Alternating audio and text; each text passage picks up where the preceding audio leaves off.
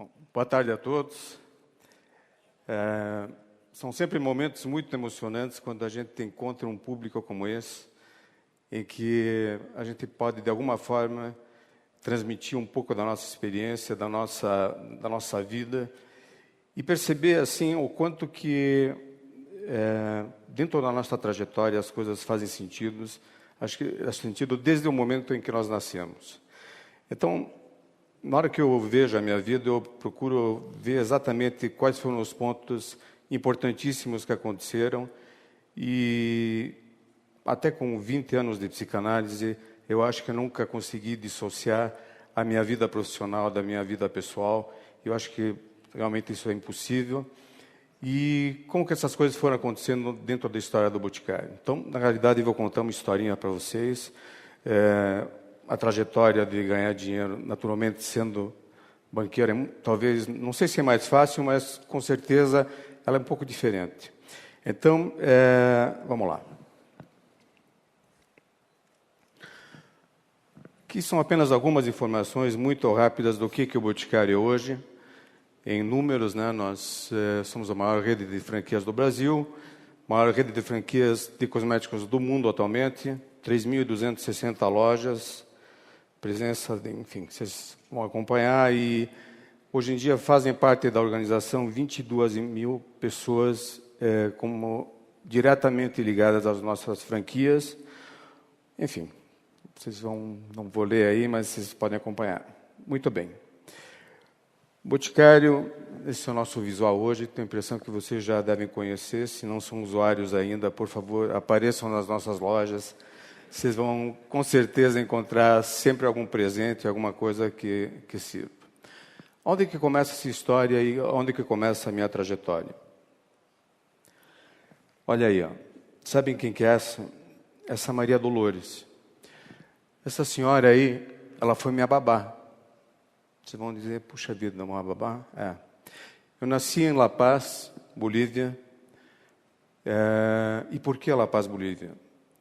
Porque eu sou filho de sobreviventes da Segunda Guerra Mundial, onde, depois da Segunda Guerra, todos os países, a grande maioria dos países, estavam completamente fechados para a imigração de famílias judaicas.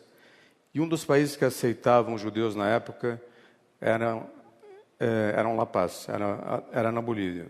Tanto é que meus pais foram para lá e casaram em 3 meses. Não tinha muito tempo para namorar, noivar, porque imaginem pessoas sobreviventes que chegam num país desconhecido, ainda mais como La Paz, como a Bolívia, né, falando castelhano, alguém que vem da Polônia, alguém que vem da Alemanha. Então, vocês imaginem a dificuldade. E na hora que eu falo em empreendedorismo, eu fico pensando que, na realidade, os verdadeiros empreendedores eram essas pessoas que iniciaram, né, esses grandes desafios. E a Bolívia realmente nos recebeu a minha família, e sou muito grato de ter nascido em La Paz.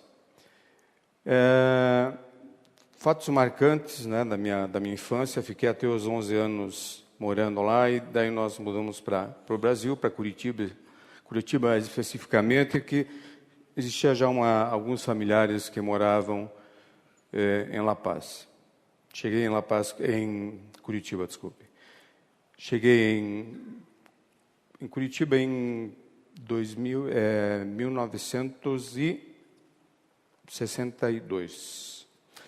Então, coloco esses traços coloridos porque, na verdade, depois de uma infância muito triste, né? Porque meus pais tinham perdido, entre a família do meu pai e minha mãe, tinham perdido mais ou menos uns 25 pessoas das suas famílias que foram para as câmaras de gás durante a Segunda Guerra Mundial. Então, era uma carga muito pesada, e buscar um novo país para o meu pai, na época, foi um grande desafio. E, para mim, essa questão do Holocausto ficou muito marcada na minha vida, tanto é que no início desse ano, nós inauguramos o primeiro Museu do Holocausto do Brasil, que fica em Curitiba. Então, não quero contar histórias tristes, porque quero contar histórias coloridas, mas elas fazem parte enfim, da minha vida e gostaria de trocar com vocês um pouquinho dessa experiência. Desde muito criança, eu sempre fui fascinado por cores, vidros. E eu lembro que perto da minha casa existia uma papelaria e eu ia constantemente buscar. Tinha uma senhora muito gentil que ela me dava aqueles frasquinhos de grafite. Então eu ia para minha casa e colocava, enchia de água aqueles vidrinhos e colocava, né, cores diferentes, colocava contra o vidro, contra a janela e ficava admirando aquelas cores. Mas nunca imaginei que um dia eu pudesse ter um negócio de perfumaria, de cosmética, que também tem todas as cores e todos os vidros que a gente pode imaginar. Muito bem, Curitiba, uma trajetória muito rápida. Me formei em farmácia e bioquímica. E confesso para vocês que, quando me formei assim, em farmácia e bioquímica, eu não sabia exatamente o que fazer com o meu canudo. Na hora que eu saí da faculdade, não sabia se ia para a direita, para a esquerda, o que efetivamente eu poderia fazer dentro de um curso de farmácia, dentro de um curso de bioquímica. Eu sabia aquilo que eu não queria, que era fazer, enfim, trabalhar na área de análises clínicas, mas de repente surgiu uma ideia de fazer uma farmácia de manipulação, que era uma coisa relativamente nova. Na hora que eu falei para o meu pai que eu queria fazer uma farmácia, ele falou: não, mas será? Você vai pedir? Por que você não quer ser médico? Eu falei: não, vou fazer farmácia, eu quero uma farmácia. Falou: mas não tem grana. Então, vocês sabem que uma coisa bastante importante no marketing, na hora que você vai fazer alguma coisa, é você procurar uma ótima localização. Só que ótima localização é bom quando você tem dinheiro. Então, aonde que nós fomos montar a nossa farmácia? Eu não sei se talvez tenham curitibanos aqui, pessoas que conhecem, mas a nossa farmácia foi montada na rua Saldanha Marinho, que é uma rua próxima do centro, mas umas 3 ou 4 quadras afastadas assim daquele onde existem as ruas principais. As ruas principais. Então, em 1977, a gente abre a farmácia na Saldanha Marinho, está aí ela. E daí, quando me falavam em localização, eu fiquei pensando: pô, mas e aqui, como que alguém vai me achar aqui? E, para minha surpresa, nos dois lados aqui, que não dá para ver bem nessa fotografia, nos dois lados existiam 2 hotéis. E como nós estamos aqui num momento bastante íntimo, né, eram hotéis de alta rotatividade. Então, a minha vizinhança foi ótima, né, porque queriam conhecer o Boticário, não fica lá do lado do hotel tal, né? Imagine um hotel no centro da cidade, assim, beleza. A hora do almoço era um movimento que vocês nem imaginam. Mas era ótimo, porque as pessoas iam lá e, na realidade, iam passando e perguntavam: puxa vida, o que é esse negócio? As pessoas entravam e falavam: não, isso aqui é uma farmácia de manipulação, totalmente, é um conceito novo, ela é totalmente focada em produtos cosmetodermatológicos e a gente formula receituário médico. E, na realidade, vamos para 1978. Por incrível que pareça, aquele do meio sou eu. Então, um dia eu tive cabelo preto, assim, né? Então, as coisas vão acontecendo. E aquela menina lá de trás, né, é a Marta. A Marta foi a Marta e Isabel. A Marta e a Isabel foram uma das primeiras colaboradoras nossas. E desde esse tempo eu sempre tive uma proximidade muito grande com as pessoas que foram colaborando conosco durante toda essa trajetória. E essa Marta aí, eu falava para ela que o cara que ela vinha buscar, o cara vinha de moto todas as tardes lá, eu falava: olha, Marta, esse cara não presta, não estou gostando da cara dele, não acho legal talvez você casar com ele. Imagine dar esse tipo de conselho para alguém. Bom, maior burrada, a menina casou. 2 anos depois, foi uma desgraça o casamento dela. Não ouviu, paciência.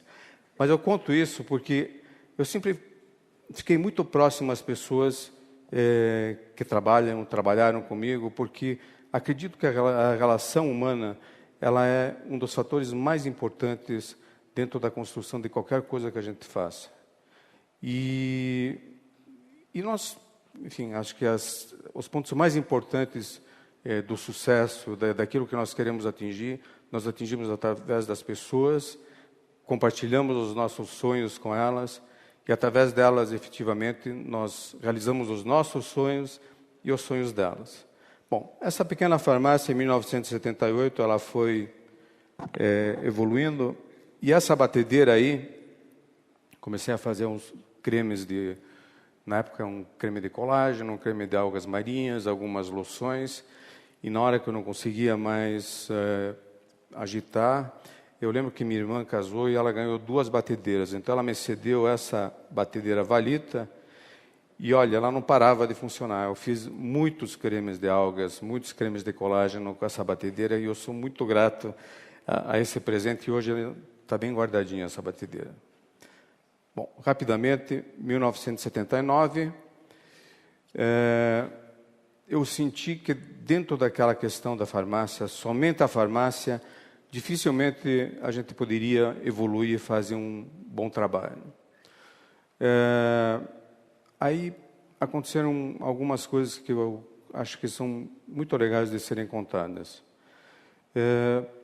As pessoas começaram a me perguntar, por que você não faz perfumes também? Falei, bom, mas perfumes é importante ter embalagem. Embalagem é uma coisa difícil, você precisa de moldes especiais, você precisa ter quantidades, volumes. Como é que de uma loja da Saldanha Marinho eu vou conseguir fazer perfumaria? E numa tarde aqui em São Paulo, fiz uma visita a uma pessoa conhecida, encontrei um representante da Witton do Brasil, um senhor bem de idade, ele falou, o que você faz na vida? Eu falei, não, eu tenho uma farmácia, eu quero começar a fazer perfumes.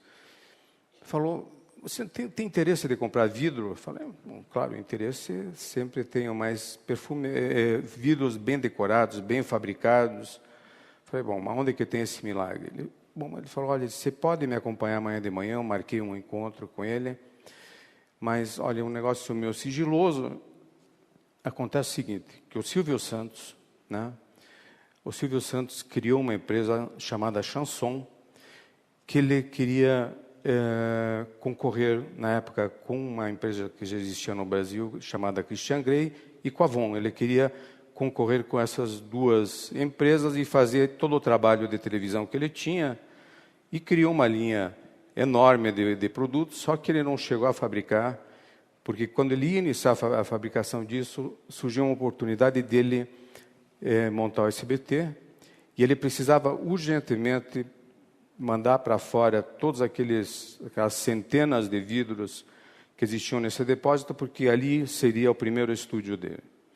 Bom, cheguei na manhã seguinte, fui lá, olhei um barracão mais ou menos do tamanho desse anfiteatro, cheio de talco, cheio de vidro, potes de creme, e um gerente que cuidava dessa área diz, olha, aqui nessa mesa aqui nós temos esse vidro aqui, esses potes de creme, isso aqui. Colocou uma coleção de embalagens na minha frente. Eu olhei, olha, bom, então vamos fazer o seguinte, me vê 100 desse, 200 dessa, 300 dessa. Falei, você está brincando comigo? Isso aqui é o seguinte, o Silvio precisa urgentemente que eu libere esse barracão para ele. Falei, mas quantos vidros existem aqui? Ele falou, olha, de frascos de ânfora, tem uns 70, 80 mil frascos, potes de creme tem... Aí, olhei para o cara e disse, bom, senti, assim, a tensão dele, que ele precisava urgentemente se livrar daquilo. Falei, olha, eu levo, mas contanto que eu consiga pagar isso em 12 ou 15 vezes. O cara falou, você está me gozando, não dá, isso aqui é o cash. Falei, bom, não dá, se eu puder pagar em 12 vezes, eu levo. Jogando, porque eu pensei que jamais ele iria aceitar. De momentinho, vou falar com o Silvio. Falei, então fala com o Silvio Santos, tudo bem. E na hora eu fiquei pensando, putz, se esse cara topar, o que eu faço? Ele voltou e falou, olha, o seu Silvio concordou. Falei, bom. Aí eu pensei rapidamente comigo e disse, bom, a pior coisa que pode acontecer é chegar na segunda ou na terceira prestação que eu tenho que pagar para ele, e mandar um caminhão de volta. Eram 2 carretas que foram, escrevi uma cartinha, caro Silvio, né? Tá aqui teus vidrinhos novamente, não consegui enchê-los, né? Então, fazer o que era a pior coisa, mas na hora eu sinto assim que foi talvez aquele momento em que foi extremamente decisivo e um momento de coragem que a gente acaba cometendo esse tipo de loucura. Então, a missão da minha vida era como encher vidros e me livrar deles rapidamente. Então peguei aqueles frascos, aquelas ânforas, né, que talvez muitos de vocês conheçam. Falei, muito bem, aqui vou fazer umas 15 fragrâncias diferentes. Uma eu pintei de amarelo, outra mandei foscar, né, como essa aqua fresca que se tornou um ícone do Boticário. Mandei fazer uma foscação no vidro, tampas amarelas, azuis, enfim, consegui fazer uma coleção enorme com esses vidros. E, bom, daí, como é que vende? Consegui, daí, uma loja no aeroporto Afonso Pena, em Curitiba. Loja do Boticário, ali, nessa vitrine que vocês estão vendo aí, só tinha ânfora, né? Tinha ânfora de todas as cores. Mas foi ótimo, porque essa loja, ela foi importantíssima para a nossa trajetória, para toda essa caminhada do Boticário. E também descobri o seguinte, que a grande maioria das pessoas, quando elas estão num aeroporto, elas estão com um sentimento de culpa muito grande.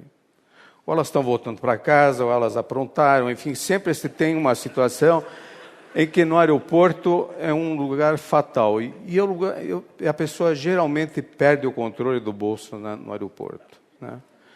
Então, as pessoas entravam e falavam, olha, eu quero levar isso, aquilo. Na época tinham 12 voos para Curitiba. Curitiba o aeroporto vivia fechado.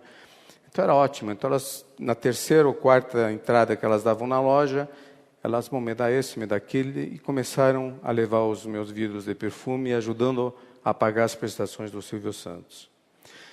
Mas aconteceram coisas maravilhosas nessa loja também. Em primeiro lugar, eu tinha uma única vendedora. E nos domingos à tarde, aliás, o domingo inteiro, eu fazia a folga dela.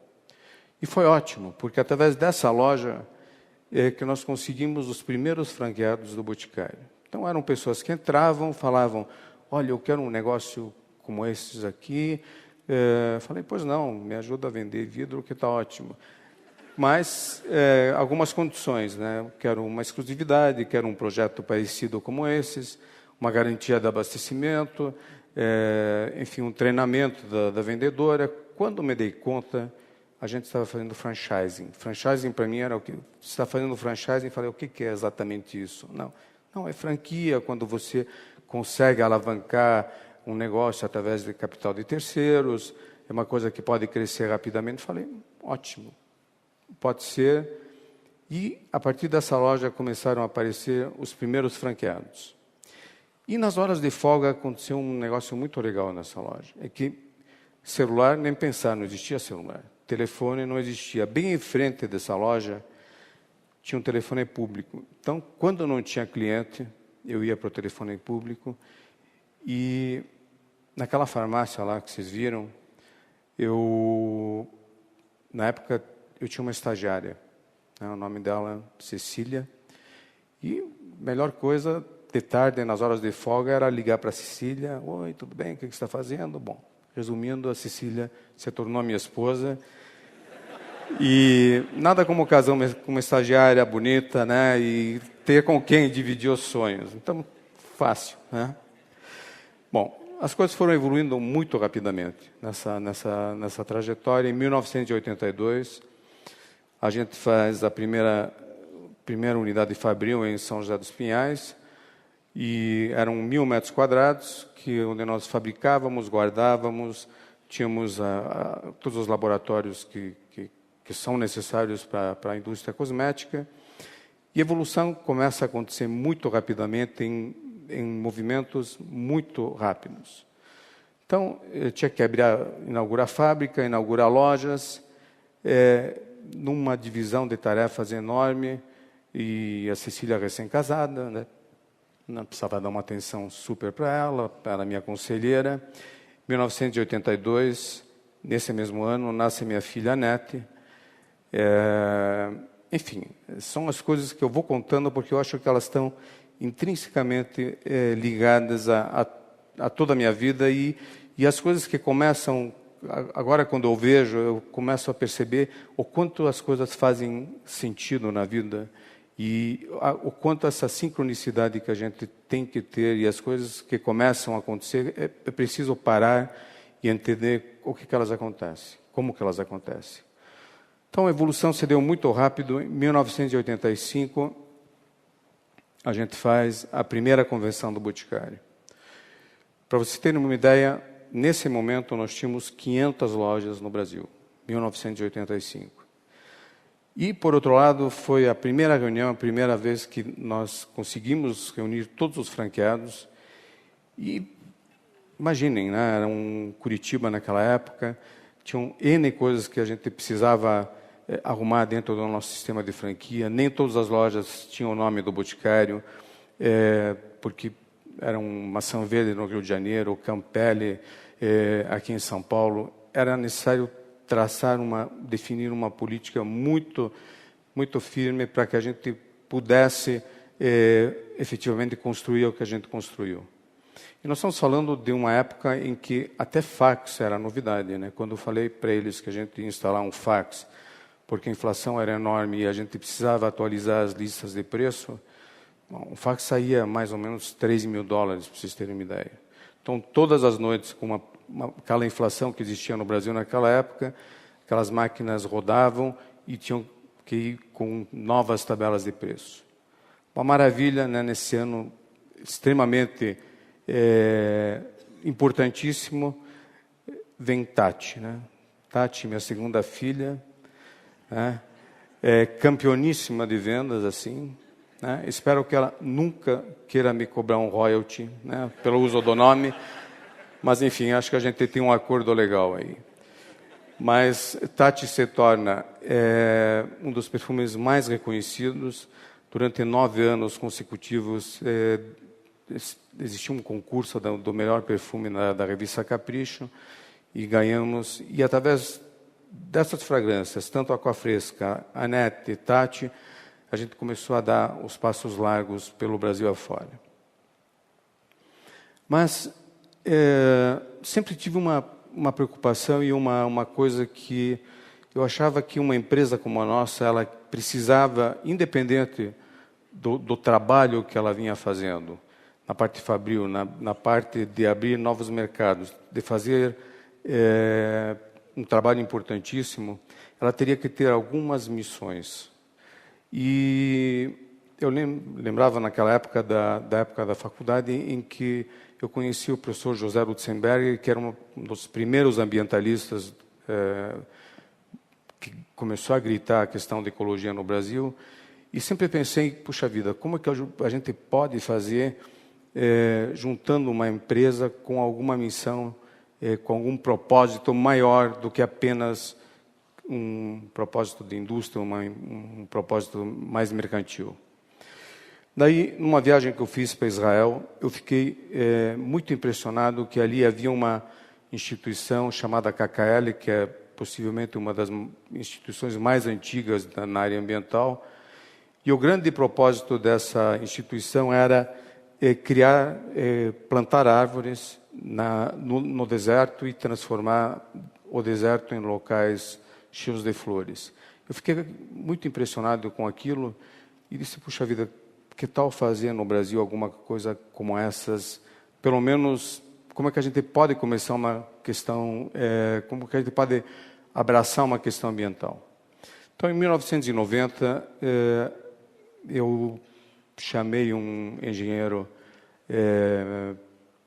florestal e falei, olha, o negócio é o seguinte, eu vi uma ideia legal lá fora, então que tal se a gente, a cada venda que a gente faça de produto, eu dou um certificado que eu me prontifico a plantar uma árvore em algum local.